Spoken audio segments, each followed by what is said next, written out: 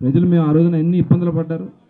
రేపలలో ముక్కు పచ్చలారని ఒక పసికందుని అక్కని ఏడిపిస్తున్నారని చెప్పి అడిగినందుకు పెట్రోల్ పోసి తగలబెట్టారు.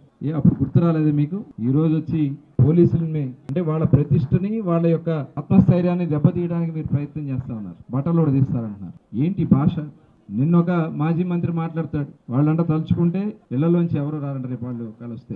గుంటూరు జిల్లా ఆ పక్కంతా కూడా ఇళ్లలోంచి బయటికి రారు, గుంటూరు జిల్లా అవతలంతా కూడా తల్లకాయలు ఉండలు అని చెప్పి ఒక మాజీ మంత్రి మాట్లాడుతూ ఉన్నారంటే, ఒక ముఖ్యమంత్రి వచ్చేమో పోలీసుల్ని అందరినీ మాట్లాడుతూ ఉన్నారంటే తప్పకుండా వీళ్ళ మీద క్రిమినల్ కేసులు కట్టాలి, దీని మీద ఖచ్చితంగా చర్యలు తీసుకోవాలి.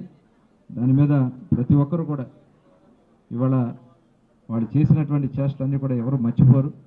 ఇవాళ మేము ఒక మంచి ఆలోచనతో గౌరవ ముఖ్యమంత్రి గారు సంక్షేమ కార్యక్రమాలు ఏ రాష్ట్రంలో ఏమైనా విధంగా 4,000 రూపాయల పెన్షన్లు, ప్రతి సంవత్సరం 33,000 కోట్లు, ప్రతి నెల 64 లక్షల పెన్షన్లు ఇస్తున్నాం. గ్యాస్ సిలిండర్ దగ్గర 1 లక్ష గ్యాస్ సిలిండర్కి వెళ్ళిపోతూ ఉన్నాయి. ఇన్ని రకాలుగా ఈ రాష్ట్రంలో సంక్షేమ కార్యక్రమాలు, అభివృద్ధి కార్యక్రమాలు, ఇవాళ పేదరికం లేనటువంటి సమాజ నిర్మాణం కోసం కూడా P4 ప్రోగ్రామ్ని ముఖ్యమంత్రి గారు తీసుకెళ్తా ఉన్నారు. ఇవన్నీ కూడా ప్రజలు గమనిస్తూ ఉన్నారు. ఇవాళ మేము నవోదయం ప్రోగ్రాం కూడా స్టార్ట్ చేసాం ఫిబ్రవరి 19న. నవోదయం ఆధ్వర్యంలో కూడా ఏదైతే నాటుసారా కానీ ఐడి లిక్కర్ కానీ టోటల్ కంట్రోల్ చేయడానికి ఇవాళ అన్ని టీమ్స్ కూడా ఏర్పాటు చేసుకున్నాం. అలాగే గంజాయి మీద కూడా ఇవాళ పెద్ద ఎత్తున ఈగల్ టీమ్స్ వేసుకోవడం జరిగింది.